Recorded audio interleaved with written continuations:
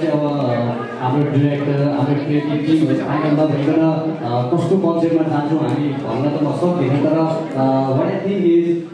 एउटा घरमा काम गर्ने केटीले सायद सिन्ड्रेलाको स्टोरी पढेको छ भने उसले आफूले आफूलाई त्यो सिन्ड्रेला सम्झिन्छ होला सायद जुत्ता लगाएपछि होइन त्यही भएर म मोटाउँदिनँ त्यो पछिको कुरा भयो तर एउटा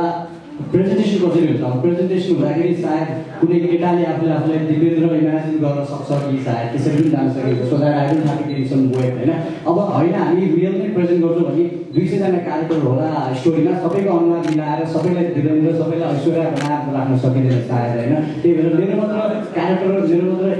फिजिक मिलाउन पनि भएन त्यही भएर ब्यालेन्स गरेर कसरी जान्छौँ त्यो फाइनल गरिसकेको छ दिपेन्द्र सरकारलाई एउटा नेपालको सबभन्दा पपुलर सायद सबैले मन पराउनु भएको फ्युचर किङ हुन सक्ने व्यक्तित्व हुनुहुन्थ्यो सायद उहाँ होइन अहिलेसम्म मैले त्यति बुझेको छु र त्यसरी नै हेरेको छु अब बाँकी फिल्ममा के कस्तो आउँछ त्यो चिज चाहिँ पछि अहिले के पनि छैन अहिले हामी 22मै छौँ अहिले हामी जस्ट Z19को छेको पारेर टाइटल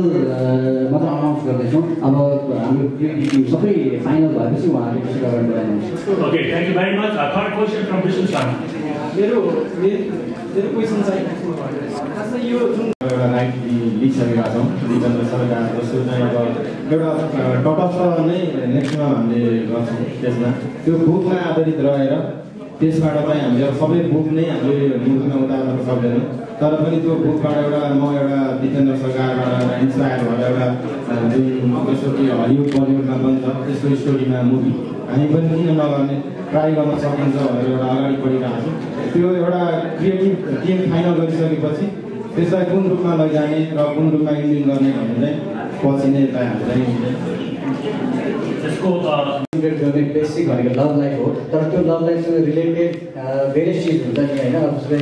देवदासमा फ्यामिलीले उसको लभ गर्न जड्या भयो त्यो सायद यसमा मार्न पर्ने भएको थियो कि होइन त्यो हामी अहिले त्यो जान्दैनौँ अहिले डिरेक्टर राइटर फाइनल भएपछि उहाँले गर्नुहुन्छ तर हामी सेन्ट्रिक हुने चाहिँ लभ लाइफमा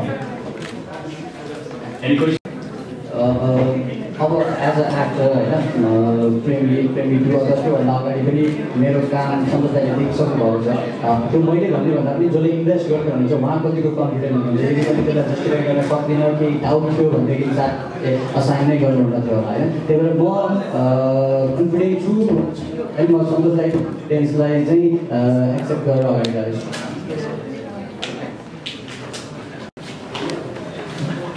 थ्याङ्क यू भेरी मच उपस्थितिका लागि सम्पूर्ण हाम्रो सङ्घ संस्थाका अध्यक्षज्यूहरूलाई पनि धन्यवाद दिन्छु आशुषण फिल्मको तर्फबाट र सन्तोष सेनजीको तर्फबाट हामी हाम्रो कार्यक्रमको औपचारिक क्षण यही सकिनु घोषणा